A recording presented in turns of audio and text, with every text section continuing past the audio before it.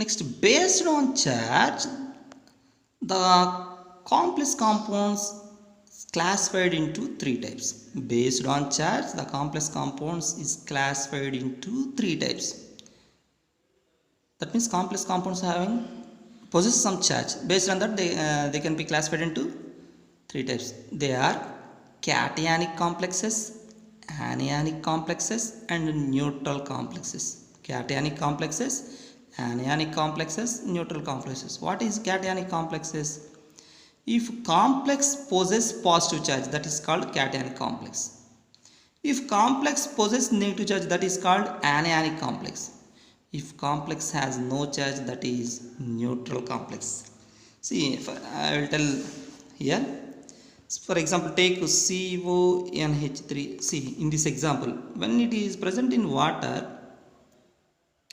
it undergoes dissociation as positive ion and negative ion. See, this coordination sphere having which charge? Positive charge. So that this compound is considered as cationic complex, because this coordination sphere, nothing but this complex possesses positive charge. If the complex possesses negative charge, then that is anionic complex. See above example. In this example, when it is present in water, it undergoes dissociation. But in this example, this complex possesses negative charge. Here -4, that is negative charge. So here complex possesses negative charge. So that this compound is considered as what? Anionic complex. Simple. Cationic complex means complex possesses positive charge. Anionic complex means complex possesses negative charge. Simply, for understanding purpose, if in a given complex compound, if a square bracket is present left side, that is considered as cationic complex. If square bracket is present right side, see here potassium, there is no square bracket here, but right side square bracket is present, so that is considered as anion. If in complex compound only square bracket is present other than counter ions, then that is called neutral complex. Neutral complex means complexes does not possess any charge. See, this is the example comes under anionic complex. This is the example comes under neutral complex, because here only complex is present, there is no counter ions. Such compounds are called what? Neutral. In this example, this example comes under cationic complex. I hope you understand about this one very well. Next, based on types of ligands, complex compounds are classified into two types. Based on types of ligands, complex compounds are classified into two types. They are homoleptic complex and heteroleptic complex.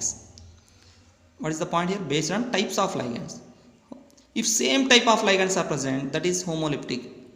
Hetero means different ligands are present in a complex compound, that is heteroleptic. That's all are very simple definitions.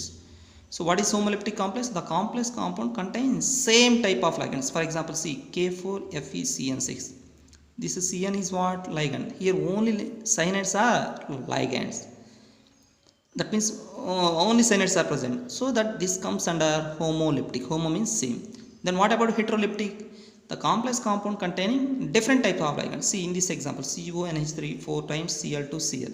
In this compound, see in ammonia and chlorine, both are this ammonia, this chlorine, not this chlorine. This chlorine and this ammonia. These are what? Ligands. That means here different ligands are present. So that it comes under heteroleptic complex. That's all. Next, one more definition, very important definition, that is ambidentate ligand. Ambidentate ligand means the ligand which contains more than one donor atom. Not more than one lone pair. More than one donor atom, but donates one lone pair of electrons to metal atom, is called ambidentate ligand. I repeat once again. The ligand which contains more than one donor atom but donates only one lone pair of electrons to metal atom is called ambidentate ligand. If we see the example, then you will get clear idea. See, in the case of Cn minus, nitrogen having lone pair, similarly this minus charge is present on carbon atom in Cn. That means carbon also having lone pair. So here nitrogen and carbon are having lone pair of electrons, so that either carbon or nitrogen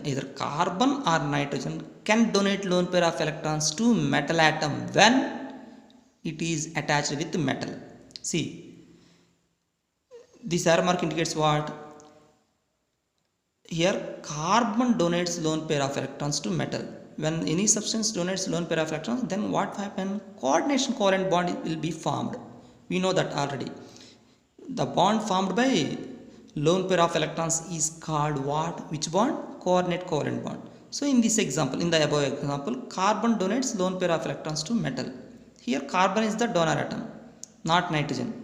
But in the below example, nitrogen donate lone pair of electrons to metal. So both here two donor atoms are there, but out of them only one can donate. So such type of ligands are called ambidentate ligand. Very important definition. These are very important examples. Next, in the NO2 case also, nitrogen and oxygen both are what? Donor atoms, but in this case nitrogen can donate. In this case oxygen can donate. NO2 is called nitro, ONO is called nitrite. So what is the point here? The substance which contains more than one donor atom, but it donates one lone pair of electrons, such type of substances or ligands is called what? Ambidentate ligands. Next, chelate ligand. This is also very important definition. Chelate ligand.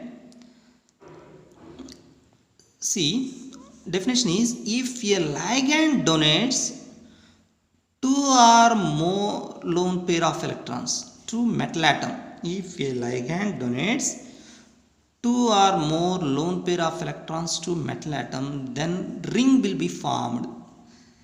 So then such type of ligands is called chelate ligand. What is the definition? If a ligand donates two or more lone pair of electrons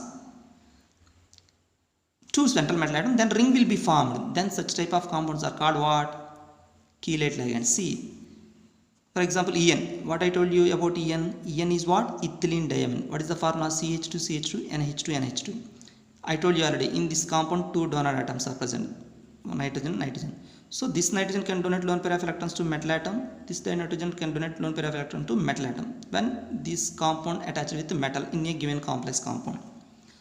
So what is formed after donating lone pair of electrons? Bond will be formed. That is called what? Coordinate covalent bond. See, this arrow mark indicates what? Coordinate covalent bond. After forming coordinate covalent bond, it looks like a small ring. See, this is just like ring. Here that ring is called chelation. That ring is called chelation.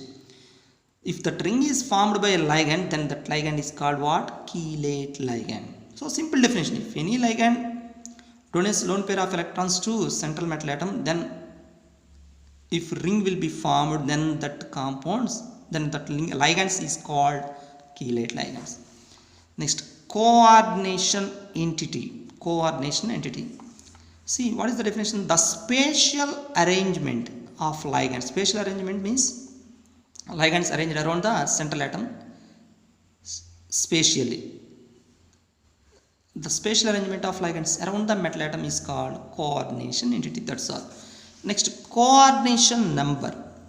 Coordination number means the number of dative bonds, nothing but coordinate covalent bonds. The number of dative bonds formed by ligands in complex compound is called coordination number. The number of dative bonds formed by ligands in complex compounds is called coordination number. See, in this example, if you see the example, then you will get clear idea. CONH3 6 times Cl3. In this example, coordination number is 6 because here ligands are how many? 6.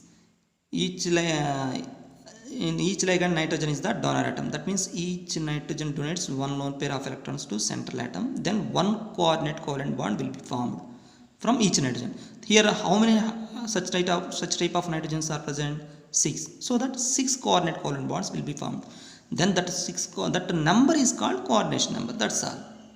In this case also cyanide. In this case also 6 coordinate.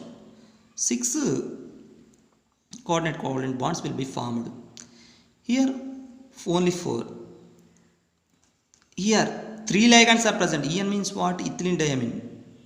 But coordination number is 6. So don't think that coordination number will be equal to number of ligands. Coordination number will be equal to number of dative bonds, because here in the 3 examples ligand number is equal to coordination number, but in this example ligand number is not equal to coordination number. Why? Here ligand number is 3 but coordination number is 6. Why? Ethylene diamine means what? Ethylene diamine. Each ethylene diamine donates 2 lone pair of electron.